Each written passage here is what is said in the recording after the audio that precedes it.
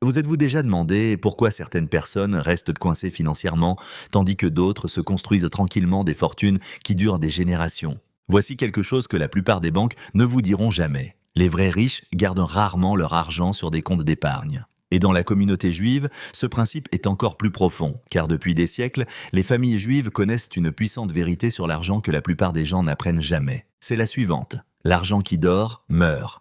Dans la tradition juive, la richesse n'est pas quelque chose que l'on accumule, c'est quelque chose que l'on active. Alors que la plupart des gens apprennent à économiser, économiser, économiser, pensant qu'un gros solde bancaire est synonyme de sécurité financière, les familles juives avisées comprennent que l'épargne ne suffit pas à elle seule à construire la liberté. Les banques vous donnent 1%.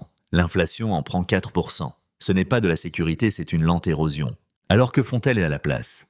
Ils font fructifier leur argent, tranquillement, stratégiquement, intentionnellement.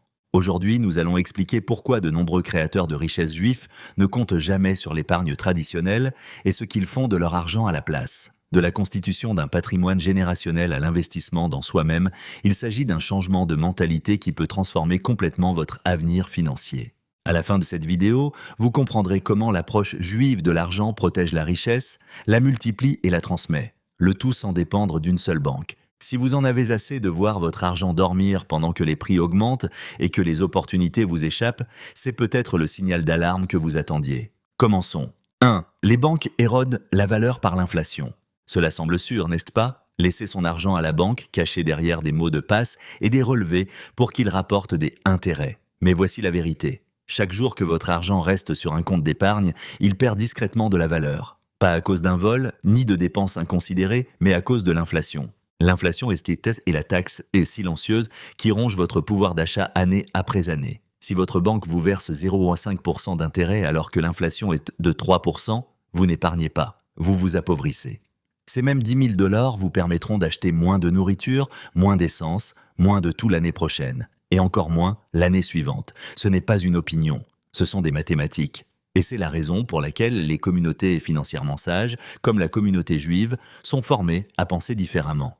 Elles comprennent que les comptes d'épargne ont un but, les urgences, les flux de trésorerie, mais jamais la constitution d'un patrimoine. Pourquoi? Parce que mettre son argent de côté n'est pas la même chose que le faire fructifier. Un compte d'épargne est un endroit où l'on laisse son argent se reposer pendant un court moment et non sa destination finale. La pensée financière juive est fondée sur la préservation et la multiplication de la valeur et non sur le fait de la regarder tranquillement dépérir. C'est pourquoi, au lieu de trop compter sur les banques, les fonds sont dirigés vers des actifs qui dépassent l'inflation. L'immobilier, les fonds indiciels à long terme, les entreprises privées ou même les compétences qui augmentent le pouvoir d'achat. Parce que chaque dollar devrait travailler plus dur que vous et non faire la sieste dans un compte à faible rendement.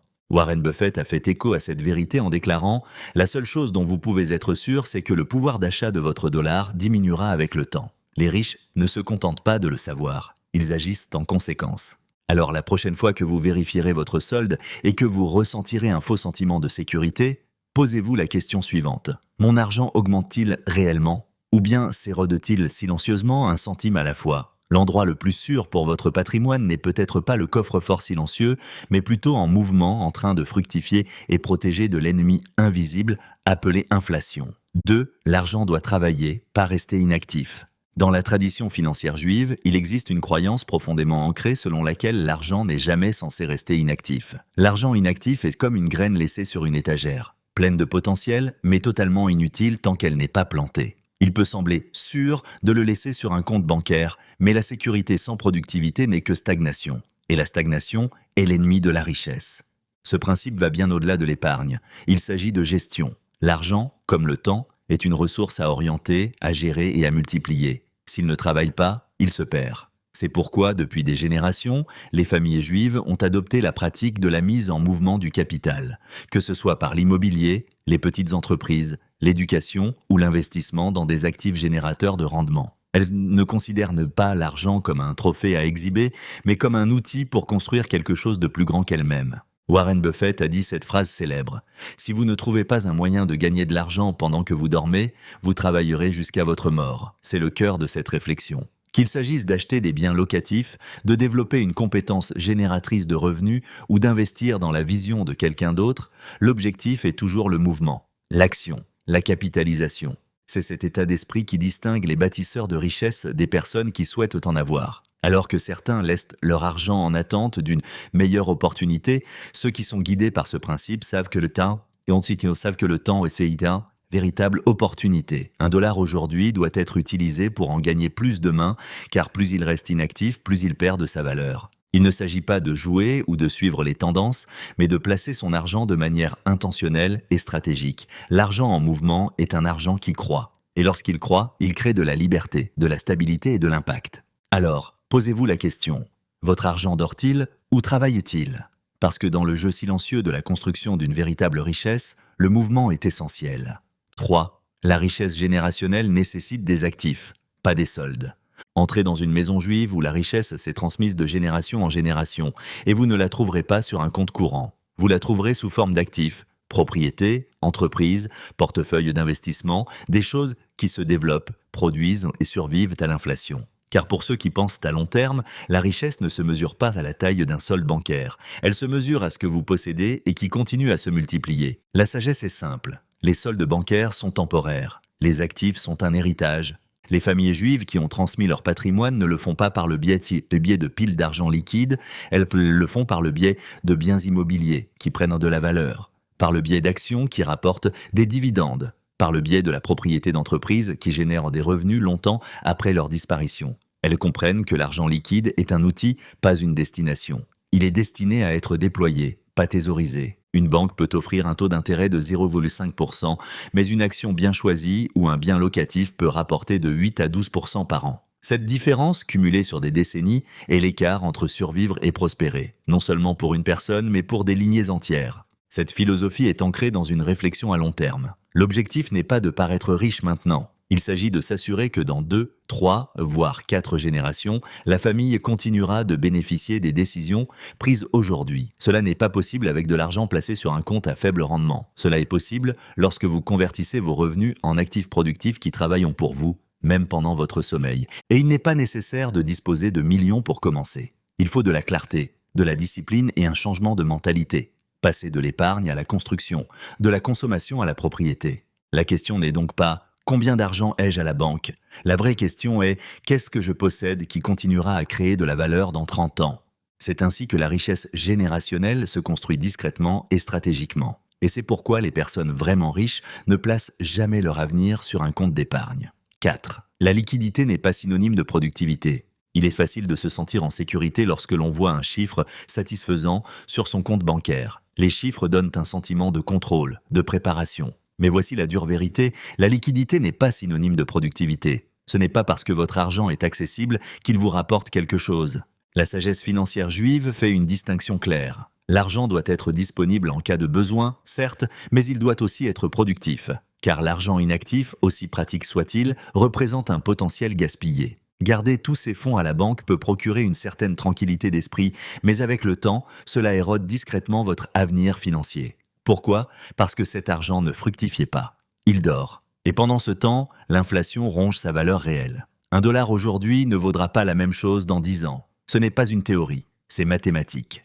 Les bâtisseurs de richesses stratégiques le comprennent. Ils ne confondent pas liquidité et sécurité. Au lieu de cela, ils conservent juste assez de liquidité pour les urgences et les opportunités, et mettent le reste à profit. Ils utilisent l'immobilier pour la croissance à long terme, les actions à dividendes pour un revenu régulier, les entreprises pour les flux de trésorerie, et même le développement des compétences comme forme de retour sur investissement. Il ne s'agit pas de prendre des risques inconsidérés ou de bloquer chaque dollar. Il s'agit d'avoir un but. Il s'agit de savoir que votre argent est une ressource destinée à être multipliée et non pas simplement conservée. Il s'agit de créer une vie financière où chaque dollar a un rôle à jouer et pas seulement une place où rester. L'objectif est l'équilibre. Conservez ce dont vous avez besoin pour une flexibilité à court terme, mais déployez le reste là où il peut générer de réels rendements. Parce qu'un jour, vous regarderez en arrière, non pas pour savoir combien d'argent vous aviez, mais pour savoir à quel point votre argent vous a été utile. En fin de compte, il ne s'agit pas d'accumuler des liquidités. Il s'agit de construire une vie où votre argent ne se contente pas de vous attendre, mais travaille pour vous, tranquillement, stratégiquement, constamment. 5. Les banques peuvent faire faillite. L'histoire a enseigné à la communauté juive une vérité difficile mais précieuse. Même les institutions financières les plus fiables peuvent s'effondrer. De la panique bancaire du début du XXe siècle à l'hyperinflation de l'Europe d'après-guerre et plus récemment à la crise financière de 2008 et à l'effondrement soudain de la Silicon Valley Bank, ce ne sont pas seulement des notes de bas de page dans un livre d'histoire. Ce sont des avertissements. Des avertissements selon lesquels aucun système n'est vraiment à l'abri. C'est pourquoi, pour de nombreuses familles juives, placer tout son argent sur un seul compte bancaire n'est pas considéré comme une sécurité, mais comme une exposition. Il existe une mémoire culturelle profonde de ce qui se passe lorsque tout est lié à une seule institution. Vous vous réveillez un jour et les portes sont verrouillées. Vos économies sont gelées. Vos options disparaissent. Ce n'est pas de la paranoïa, c'est de la prudence. C'est comprendre que la diversification est une protection. La véritable résilience financière ne consiste pas à faire aveuglément confiance à un système, mais à mettre en place des garanties pour différents types d'actifs. Une partie dans l'immobilier, une partie dans les entreprises, une partie dans les matières premières ou les devises. Et oui, une petite partie en espèces, mais jamais tout en un seul endroit. Et l'objectif n'est pas seulement d'éviter la catastrophe. Il s'agit de garder le contrôle, même lorsque le chaos éclate. Parce que lorsque le système trébuche, et il l'a fait à plusieurs reprises, ceux qui sont diversifiés ne paniquent pas. Ils pivotent, ils restent calmes, et ils s'en sortent souvent. Warren Buffett lui-même a déclaré « On ne découvre qui nage nu que lorsque la marée descend ». La stratégie financière juive garantit que la marée ne vous laisse jamais exposer. Donc si vous placez toujours toutes vos richesses dans une seule banque, en espérant que les chiffres à l'écran suffisent, prenez-le comme un signal. La stabilité financière n'est pas une question de confort, c'est une question de préparation. Parce que lorsque les banques font faillite, et l'histoire nous montre qu'elles le font, ce sont les personnes diversifiées, disciplinées et tournées vers l'avenir qui non seulement survivent, mais prospèrent. 6. L'éducation est un meilleur investissement que l'intérêt. Dans la philosophie financière juive, une vérité résonne plus fort que l'intérêt composé. Le meilleur rendement ne vient pas d'une banque, mais de ce qui se trouve entre vos oreilles. Au lieu de laisser l'argent dormir passivement sur un compte d'épargne et gagner moins que l'inflation, les familles juives réorientent souvent leurs fonds vers quelque chose de bien plus puissant, l'éducation. Il ne s'agit pas seulement de diplômes, il s'agit de développer des compétences à forte valeur ajoutée et génératrices de revenus. Vente, droit, médecine, finance, codage, réflexion stratégique. Autant de compétences qui créent un effet de levier sur le marché. Des compétences qui font que c'est l'argent qui vous court après, et non l'inverse. Un compte d'épargne peut vous rapporter 3% par an. Mais maîtriser une compétence qui rapporte 100 000 $ par an, c'est un rendement qu'aucune banque ne peut offrir. C'est pourquoi les communautés juives accordent souvent la priorité au tutorat, au mentorat, à la formation commerciale et à l'apprentissage continu. Non pas comme des luxes, mais comme des nécessités. Parce qu'elles comprennent que la connaissance n'est pas seulement un pouvoir, c'est un capital. Et l'investissement ne s'arrête pas à l'éducation formelle. L'esprit d'entreprise s'est considéré sous le même angle. Créer une entreprise secondaire, lancer un service, écrire un livre, constituer un actif qui vous rapporte au fil du temps, sont considérés comme des utilisations plus judicieuses des fonds que de laisser vos économies se dégrader lentement sur un compte bancaire. Même Warren Buffett, lui-même un éternel apprenant, affirme que le meilleur investissement que vous puissiez faire est en vous-même. L'approche juive fait écho à ce sentiment. Prenez l'argent qui perd de la valeur à cause de l'inflation et placez-le là où il peut croître de manière exponentielle, dans vos compétences, votre esprit, vos idées. Car en fin de compte, la banque contrôle votre épargne. Mais vos connaissances, elles sont à vous pour toujours. Elles ne peuvent pas être gelées, taxées, jusqu'à l'oubli ou perdues lors d'un krach boursier. Elles vous accompagnent, évoluent avec vous et multiplient tout ce que vous touchez. Alors si vous devez choisir entre un compte d'épargne qui s'accroît et vous qui vous épanouissez, choisissez-vous, à chaque fois. 7. Il privilégie la propriété à l'épargne. Pour les familles juives, la voie vers une richesse durable passe rarement par un compte d'épargne traditionnel. Elle mène plutôt à la propriété, des actifs, des opportunités, de leur avenir financier. Alors que d'autres épargnent ce qui reste, ils investissent d'abord, parce qu'ils comprennent une vérité puissante. L'épargne protège, mais la propriété multiplie. Qu'il s'agisse d'un bien locatif qui génère un revenu passif chaque mois, d'une participation dans une petite entreprise ou d'actions dans des sociétés à croissance à long terme, l'objectif est toujours le même, acquérir des actifs qui prennent de la valeur ou génèrent des flux de trésorerie réguliers. Il ne s'agit pas de travailler sans relâche pour de l'argent, mais de posséder des choses qui finiront par travailler pour vous. Ce n'est pas seulement une stratégie financière, c'est une sagesse culturelle transmise de génération en génération. La propriété crée un effet de levier.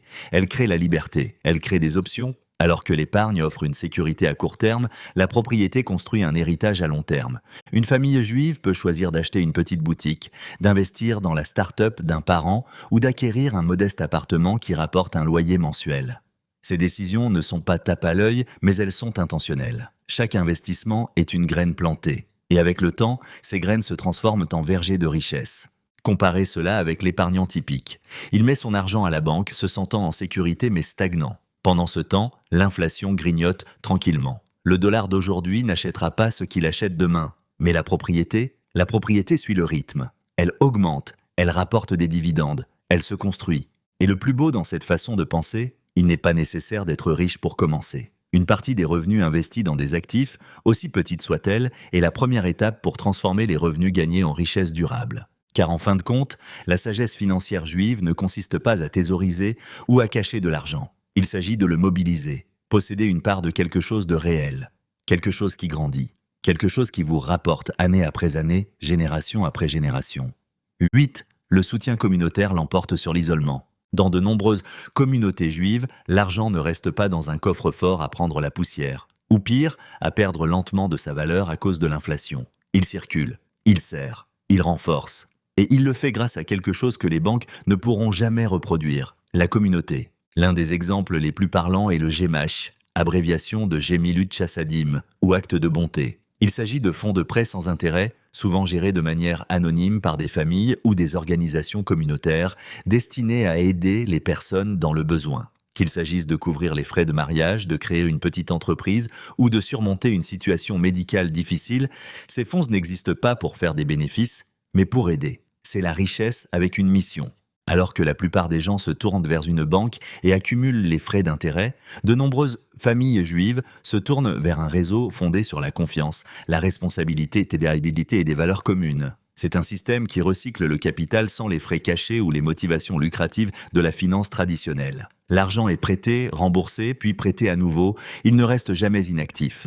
Mais il ne s'agit pas seulement de charité, c'est une infrastructure. C'est un moteur financier silencieux qui alimente la résilience, l'esprit d'entreprise et la solidarité. Il garantit que la richesse n'est pas thésaurisée, mais qu'elle circule. Il fait croître l'ensemble, pas seulement l'individu. Et c'est là l'essentiel. La sagesse financière juive comprend que la vraie force ne se construit pas de manière isolée, mais ensemble. Cet état d'esprit crée plus que la simple stabilité financière. Il construit des relations. Il renforce les valeurs, il transforme les communautés en écosystèmes où la réussite d'une personne alimente les opportunités d'une autre. C'est quelque chose qu'aucune banque ne peut offrir. Cela nous rappelle que la richesse ne se résume pas à des chiffres sur un compte. Elle est une question de but, elle est une question de personne. Et elle consiste à concevoir des systèmes qui reflètent ces vérités plus profondes. Dans un monde qui nous incite souvent à la concurrence, à l'accumulation et à l'isolement, ce principe se démarque. Le soutien à la communauté n'est pas seulement une bonne chose, il fonctionne. Et au fil des générations, il construit quelque chose de plus fort que l'intérêt composé. La confiance, l'héritage et la prospérité partagée. 9. Donner avant d'accumuler. Dans la tradition financière juive, donner n'est pas quelque chose que l'on fait après avoir réussi. C'est quelque chose que l'on fait pour réussir. Le concept de tzedaka, souvent traduit par charité, mais plus précisément compris comme justice ou droiture, n'est pas une réflexion après coup pour se sentir bien. Il est fondamental. Contrairement à la mentalité moderne qui dit « épargnez d'abord, donnez ensuite », la sagesse juive inverse l'équation. Avant d'accumuler, avant d'investir, avant même de planifier votre prochain déménagement, vous donnez. Non par culpabilité, mais par détermination. Parce que la richesse sans but devient peur. La thésaurisation devient pénurie. Et l'argent, lorsqu'il est trop serré, commence à perdre son pouvoir. La tzedaka est conçue pour maintenir la circulation de la richesse.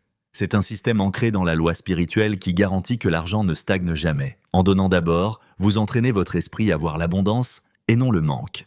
Vous vous rappelez, ainsi qu'à vos enfants, que l'argent est un outil, pas un dieu. Que sa vraie valeur réside dans ce qu'il peut faire et pas seulement dans ce qu'il peut acheter. Concrètement, cela remodèle également votre relation avec les finances. Cela crée un rythme. L'argent rentre, une partie est immédiatement dépensée pour aider les autres et le reste est utilisé avec plus de discernement. Il y a moins de panique, moins de pression, moins d'obsession. Donner vous permet de mieux gérer ce qui reste. L'impact de cet état d'esprit va au-delà de l'individu. Il construit des communautés. Il finance l'éducation, les refuges, les programmes alimentaires, les microcrédits. Il transforme la richesse isolée en progrès collectif. Et avec le temps, ceux qui donnent régulièrement se retrouvent souvent dans une situation financière plus solide que ceux qui thésaurisent par peur. Ce n'est pas une coïncidence, c'est une stratégie ancienne. La tzedaka ne consiste pas à attendre d'être riche pour être généreux. Il s'agit de comprendre que la générosité fait partie du chemin vers la vraie richesse. Donner ne diminue pas votre pouvoir, il l'active. Ce n'est pas seulement une vertu, c'est une discipline. Et pour ceux qui la pratiquent, les récompenses se mesurent non seulement en dollars, mais aussi en héritage. 10. La richesse silencieuse se construit, elle ne se stocke pas. La vraie richesse ne se trouve pas sur un compte d'épargne. Elle ne s'affiche pas sur un écran et ne se cache pas derrière l'illusion de la sécurité. Dans la tradition juive, la richesse est quelque chose que l'on construit intentionnellement, discrètement et avec une vision à long terme. Ce n'est pas une question de montant épargné, il s'agit de la sagesse et de la constance avec lesquelles vous avez planté des graines qui pousseront, même lorsque vous ne regardez pas. Ce n'est pas le genre de richesse dont on se vante. Elle ne s'annonce pas d'elle-même. Elle se déplace différemment. Alors que d'autres mesurent le succès à l'aune des bilans et des démonstrations matérielles, la sagesse juive valorise l'invisible. Le portefeuille qui s'accumule au fil des décennies, l'entreprise construite à partir de rien, la propriété locative qui paye les études d'un enfant, la propriété intellectuelle qui rapporte pendant que vous dormez. L'épargne, bien qu'utile pour les besoins à court terme, n'est qu'une petite pièce du puzzle. Le reste, c'est la stratégie. C'est savoir que l'argent en mouvement, gagner, construire, réinvestir,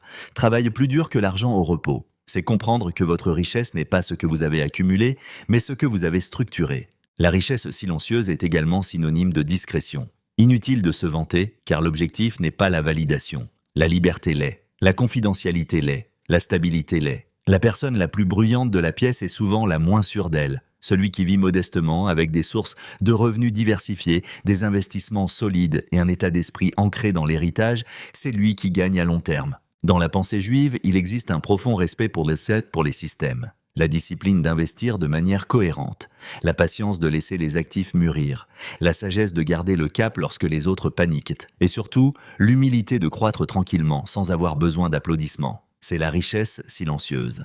Il ne s'agit pas d'amasser ce que vous avez. Il s'agit de devenir le genre de personne qui continue à construire, année après année, génération après génération. La richesse silencieuse ne vous permet pas seulement d'acheter des choses, elle vous permet d'acheter du temps, des options et la paix. Non pas parce que vous avez le plus économisé, mais parce que vous avez construit dans un but précis. La communauté juive l'a compris depuis des siècles. Elle ne suit pas les tendances et ne fait pas aveuglément confiance aux institutions. Elle construit des actifs, des entreprises, des réseaux et des héritages. Tranquillement, intentionnellement, et toujours en gardant à l'esprit le long terme. Lequel de ces principes vous a le plus parlé? Est-ce l'idée que l'argent doit travailler et non pas rester inactif? La priorité donnée à la propriété plutôt qu'à l'épargne? Ou le pouvoir discret de l'éducation, de la communauté et du don avec un but? Quoi que ce soit qui ait trouvé un écho en vous, ne le laissez pas s'estomper. Choisissez une idée, une habitude, une action qui vous rapproche de votre objectif de devenir un bâtisseur, et pas seulement un épargnant. C'est ainsi que commence The Long Game, non pas avec du bruit, mais avec une direction. Et si cela a changé quelque chose en vous, ne le gardez pas pour vous. Partagez ce message avec quelqu'un qui est prêt à voir plus grand. Laissez un commentaire ci-dessous en me disant quels principes vous appliquez en premier. Je lis chacun d'entre eux. Et si cela vous a apporté de la valeur, notez cette vidéo de 0 à 10 pour que je sache quoi vous apporter ensuite. Parce que la richesse n'est pas le fruit du hasard. Elle est le fruit d'une conception silencieuse, stable, stratégique. C'est la différence entre courir après et jouer le long jeu.